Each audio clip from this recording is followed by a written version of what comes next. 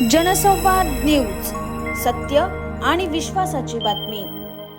उल्हासनगरमधील बांधकाम व्यावसायिक राजा गेमनानीकडून काही राजकीय नेत्यांनी 1 कोटीची खंडणी मागितल्याचा आरोप गेमनानी यांनी केलाय।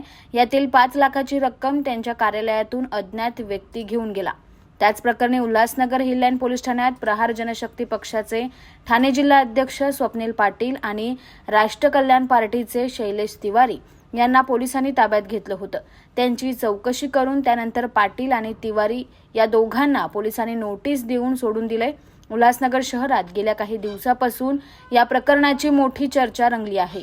राजा गेमनानी यांचं उल्हासनगर शहरात बांधकाम व्यवसाय आहे। ऑगस्ट महिन्यात गेमनानी हे कामानिमित्त उल्हासनगर महापालिकेत गेले होते।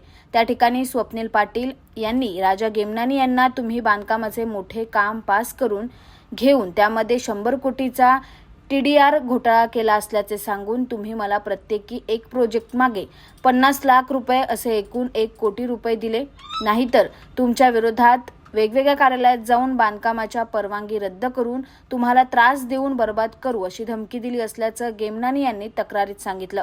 तसेच 15 ते 20 दिवसानंतर राजा गेमनानी हे नेताजी चौक येथे असताना पाटील यांनी मी तुम्हाला 1 कोटी रुपये मागितले होते, त्याचे काय झाले? मला जर पैसे दिले नाही तर मी तुमच्या मागे लागेल। तक्रारदार यांनी पैसे देण्यास नकार दिला असता स्वप्नील पाटील यांनी शिवीगाळ व जीवे ठार मारण्याची धमकी दिली। दरम्यान 27 डिसेंबर रोजी स्वप्नील पाटील यांनी एक अनोळखी इसमास राजा गेमनानी यांच्या राहत्या घरी पाठवून त्यांचे जवळचे पैसे मोबाईल फोनवरून गेमनानी यांना तुम्हाला सर्व काही मिटवायचे असेल तर 1 कोटीऐवजी तुम्ही मला 25 लाख रुपये द्या, कारण माझ्यासोबत पण भरपूर लोक असून त्यांना सुद्धा द्यावे लागतील असे बोलून 5 लाख रुपये रोख रक्कम खंडणी स्वरूपात स्वीकारले म्हणून गुन्हा दाखल करण्यात आला। इसमें कैसा है कि अगस्त के महीने से लेके मुझे टॉर्चर किया जा रहा था और मेरे 2 साइड है, एक समता नगर उल्लासनगर 4 में साइड है और एक गायकवाड़पाड़ा में गेमनानी कंपाउंड के सामने एक साइड है। वो दोनों का मैंने प्लान पास करवाया था मई के महीने में। मई और जून के महीने में जब मेरे प्लान पास हुए थे तो तभी से इन्होंने डॉक्यूमेंट निकालना और फिर कारपोरेशन में मेरे को मिलके पैसे की मांगनी करना, फिर उनका कहना कि हम लोग ऐसे आपको काम करने देंगे नहीं, आपने 100 करोड़ का TDR घोटाला किया, ये किया वगैरह वगैरह उनका चल रहा था। लेकिन मैं उन चीज़ों को ध्यान नहीं दे रहा था। लेकिन बाद में जैसे ही मुझे पता चला कि इन्होंने मेरे खिलाफ तकरारें भी करने चालू कर दी क्योंकि मैंने इनकी डिमांड पूरी नहीं की मैंने, तो फिर सारा वाक़या जो था वो मैंने गृह विभाग को लेखी तकरार करके मैंने 20 तारीख को भेजा था। और मैंने जब गृह विभाग से लेते हुए CP साहब से लेके हुए DCP साहब को जब मैंने कंप्लेंट की तो उसके बाद में जो बातमी आई, जो मीडिया में जो न्यूज़ आए उसको देखते हुए बहुत सारे इधर उधर से मुझे कॉल आने लगे और फिर मैंने पुलिस स्टेशन में जाके उनके खिलाफ मैंने FIR दाखिल करवाई और FIR में जो मेरा अगस्त से लेके आज तक का जो वाक़या हुआ है वो पुलिस ने सारा वो FIR में दाखिल किया है और पुलिस उनकी मुझे विश्वास है कि बहुत बारीकी से जांच करेगी और इन्होंने आज तक जो जो तकरार किए, जिन लोगों के लिए तकरार किए, उनका मेरा गृह विभाग से और पुलिस स्टेशन से मेरा रिक्वेस्ट है कि सारे उन्होंने जितने भी लोगों के लिए तकरार की है उसकी पूरी माहिती जानकारी लेके किन किन लोगों के ऊपर इन्होंने तकरार किए, कैसे तकरार किए, वो तकरार को उन्होंने बंद कैसे किया या तो उनको फॉलोअप लेना बंद क्यों किया, उनके पीछे के क्या कारण थे, इनका मोटिव क्या था, ये सारी चीज़ की जो इंक्वायरी है मुझे विश्वास है कि पुलिस विभाग करेगा और दोषियों को 100% उनको दंडित करेगा। और जो उल्लासनगर के लिए समाज आपको क्या डिमांड की थी और कहाँ पे डिमांड की? मैंने 1 करोड़ रुपया जो मेरे से डिमांड की गई थी वो मैंने पुलिस को लेखी भी दिया है, मीडिया में भी आया है और मैंने FIR में भी दिया है। और 1 करोड़ रुपया मेरे से जो डिमांड की थी वो कहाँ की थी, क्यों की थी, कैसे की थी, वो सारा वाक़या FIR में, मैं FIR की कॉपी आपको देता हूँ अभी। और उसमें ये सारा मामला लिखा हुआ है और पुलिस इन्वेस्टिगेशन में सारा मामला है। तो मुझे ज़्यादा मीडिया के सामने बोलना अच्छा नहीं है क्योंकि पुलिस उसकी पूरी जांच कर रही है और 100% मुझे विश्वास है कि पुलिस इसकी बारीकी से जांच करके गुनहगारों के ऊपर कार्रवाई करेगी। FIR में आपने ऐसा भी उल्लेख किया है कि आपके ऑफिस में आकर मतलब 5 लाख रुपए एक बंदा वो सारा CC फुटेज मैंने पुलिस को दिया हुआ है। मेरा DVR वगैरह सारी पुलिस लेके गई है और पुलिस ने वो सारा जो रिकॉर्डिंग है वो अपने पास रखी है, उसका इन्वेस्टिगेशन चल रहा है। उसके बारे में अभी मैं ज़्यादा बोलूँ वो अच्छा नहीं है, क्योंकि पुलिस इन्वेस्टिगेट कर रही है और उसमें मैं कोई अलग स्टेटमेंट दे दूं या अलग मेरे तरफ से कुछ जाए और उसको वाक़े को उल्टा सीधा जोड़ा जाए, उससे अच्छा पुलिस का सारा इन्वेस्टिगेशन सामने आ जाएगा। और जो सीसी कैमरा में आया है या जो उन्होंने डिमांड की है वो सारे पुरावे पुलिस ने जमा करने चालू किए, उनका इन्वेस्टिगेशन चालू है और मुझे विश्वास है कि पुलिस गुनहगारों के ऊपर कार्रवाई करेगी। फोन के ऊपर क्या संबंध हुए थे वो जो जिस बंदे ने फोन किया था आपको? बस उन्होंने बोला कि ये बंदे को पैसा दे दो आप, और मैंने उनको पैसा दिया हुआ है 5 लाख रुपया, बाकी का 20 लाख रुपया मुझे देना था। लेकिन इन बिटवीन मैंने जाके पुलिस स्टेशन में सारा वाकया बताया और मैंने एफआईआर की है। 20 लाख रुपया आपने किसने की थी और कौन है वो जो लोगों के नाम पे वो सारा मैं आपको एफआईआर का कॉपी दे रहा हूँ, उसमें सारे लोगों का नाम डिस्क्लोज किया है मैंने, और सारा वाकया मैंने एफआईआर के अंदर डिस्क्लोज किया, यानी कि अगस्त से लेके आज तक का जो भी घटना घटा है तो सारा एफआईआर के अंदर आपको मिल जाएगा। 20 लाख रुपए आपको देने थे तो फिर वो बंदे को आपने रंगे हाथ क्यों नहीं पकड़ा दिया था?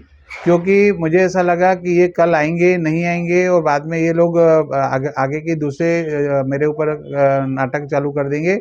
उससे अच्छा जो मैंने दिया है वो पुलिस तक पहुंचना चाहिए और सारी कार्रवाई पुलिस के अंदर होनी चाहिए। अगस्त महीने का मामला है तो फिर अगस्त में आपने तकरार की अर्जी क्यों नहीं दी थी? अगस्त के महीने का जो वाकया है वो अगस्त के महीने में उन्होंने मेरे से जो डिमांड की थी वो मुझे लगा कि ये लोग दुनिया भर को ब्लैकमेल करते, वो मुझे भी ब्लैकमेल करने की कोशिश कर रहे, तो मुझे देना था नहीं, वैसे भी तो तकरार करने का सवाल ही नहीं उठता था।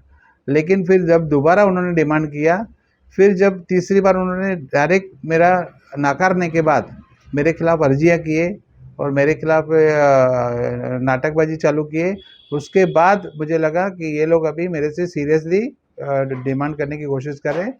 और उसके बाद में मैंने सारा वाकया पुलिस स्टेशन में और उसके पहले 20 तारीख की अर्जी में मैंने गृह विभाग को दिया है।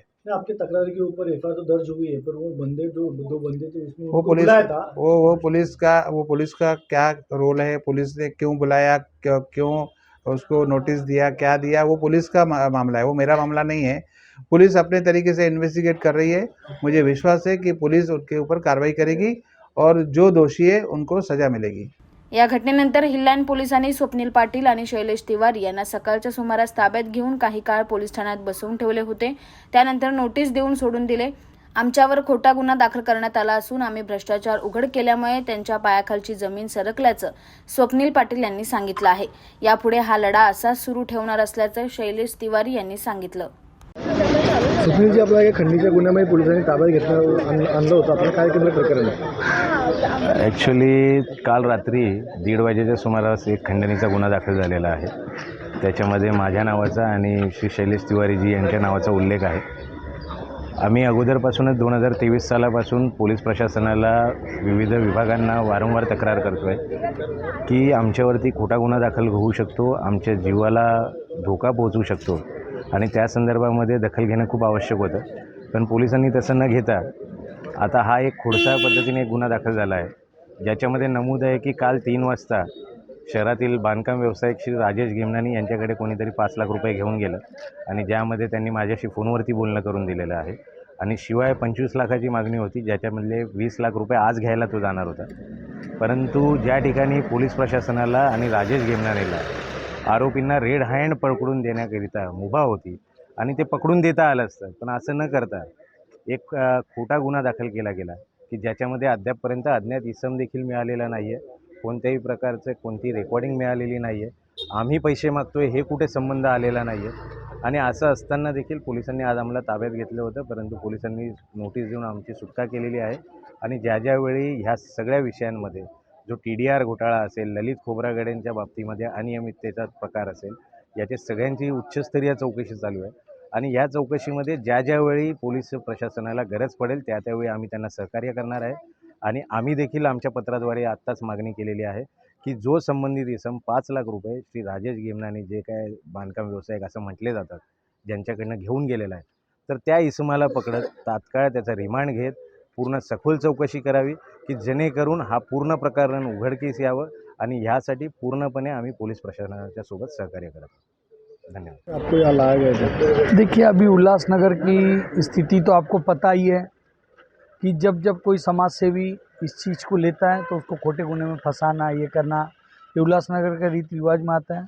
अब राजा गेमनानी कितने बड़े पुजारी हैं, सेटलमेंट बादशाह हैं, बताने की ज़रूरत नहीं, ये पूरा उल्लासनगर जानता है। आज इन्होंने सारे बिल्डर को ये करके एक अच्छी खासी रकम ली और पुलिस के कुछ अधिकारियों को इन्वॉल्व करके ये केस दाखिल करने को ले रहे थे। पर हम लोग का भी ये है कि हमारा कहीं पे भी संभाषण दिखाएं कि हमने किसी से कोई मांगनी की है। सारी चीज़ें आज उल्लासनगर पे सारे विषय पे चर्चा की। ये विषय क्या है, हम उल्लासनगर के लिए क्या मांग रहे हैं। 18 डीपी रोड पे बिल्डिंग बनी है, झलक आपके सामने है। यही लोग प्लान दिए, हमने तकरार की है तो आज उस पर ये हुआ कि बोगस है, समझे। 18 डीपी पे प्लान पास करके ओसीसीसी दे रहे, उस पर हमने आवाज़ उठाई। 100 करोड़ के ऊपर के टीडीआर घोटाले हैं, उसमें शायद राजा गेमनानी के भी होंगे। पर बिल्डर्स की जो तकरार है वो हमने किया कि बोगस कामकाज हो रहा है, ये बताने का हमने कोशिश किया। तो आज बोगस कंप्लेंट तैयार किया कि कोई तो भी 5 लाख लेके जा रहा है हमारे नाम पे। ठीक है, हमारे कहीं संभाषण है, हमारे कहीं कुछ है तो बताइए आप, हमको चौक पे फांसी दे दी जाए, उसके लिए भी नहीं।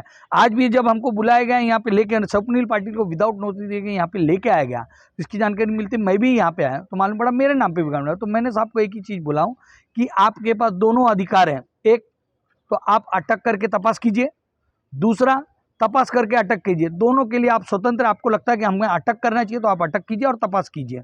जो भी है दूध का दूध पानी का पानी होना चाहिए। हमारा कहीं संभाषण बताए कि हमने किसी से 1 रुपए की भी मांगनी की, भर चौक पे फांसी दे, क्योंकि हम लोग को भी मालूम है हम सच्चाई के लिए लड़ रहे हैं। और जो भी तथ्य हमने सामने लेके आए हैं उस वक्त कारपोरेशन खुद उसमें मुंह के बल गिरी है, ये बताने की जरूरत नहीं। झलक आपके सामने जीता जाता उदाहरण है। आज डीपी रोड पे दुनियादारी हो रही, क्या ये सही है? उल्लासनगर के हित में है, रोड रास्ते के साथ छेड़छाड़ हो रही है और इसके खिलाफ आवाज उठा रहे हैं तो पुलिस में अटकाने का प्रयास कर रहा है। इसमें कुछ उच्च स्तरीय अधिकारी भी इसमें इन्वॉल्व है, अच्छी खासी सुपारी गई है। ये मेरा पूरा है, इसका जांच होना चाहिए एसआईटी के मार्फत। ऐसी हमारी आने वाले समय में मांगनी होगी कि कौन कौन अधिकारी इसमें इन्वॉल्व है, कौन सा अर्जी दे के खोटे नाटे ये सब बनावटी किए जा रहे हैं। और पहली बात, जो आदमी 5 लाख लेते दिखा तो उसकी भी खकोल चौकसी होनी चाहिए। ये आदमी आया कहाँ से, किसके आदमी से, और ये पैसा लेके गया कहाँ पे, ये सारी जांच का विषय है। और ये जांच जब तक नहीं होगी तब तक हम लोग पूरे अड़े रहेंगे। ठीक है, हम तो फेस कर रहे हैं, लेकिन ये जो मैनिपुलेटिंग हुई है ये भी सामने लोगों के, जनता के बीच में आने चाहिए। क्या वास्तव में हमने पैसे मांगे हैं कि नहीं, ये पहला ये आता है। और जो ये फंसाने का प्रयास कर रहा है तो इनके पर भी गुना दाखिल होना चाहिए, ऐसा हमारा पूरा प्रयास रहेगा। और जो भी अधिकारी इसमें इन्वॉल्व है उसको भी मेरी चेतावनी है कि आपका आज आपका रहेगा तो कल हमारा रहेगा। ठीक है, आप खोंडे कुछ देर के लिए आप है, सत्य को बोलते हैं परेशान किया जा सकता है, पराजित नहीं। सत्यमेव जयते। जनसंवाद न्यूज, सत्य आणि विश्वासाची बातमी। आजच सबस्क्राईब करून बेल आयकॉनला क्लिक करा आणि पहा ताज्या घडामोडींचा अचूक अंदाज आपल्या मोबाईलवर।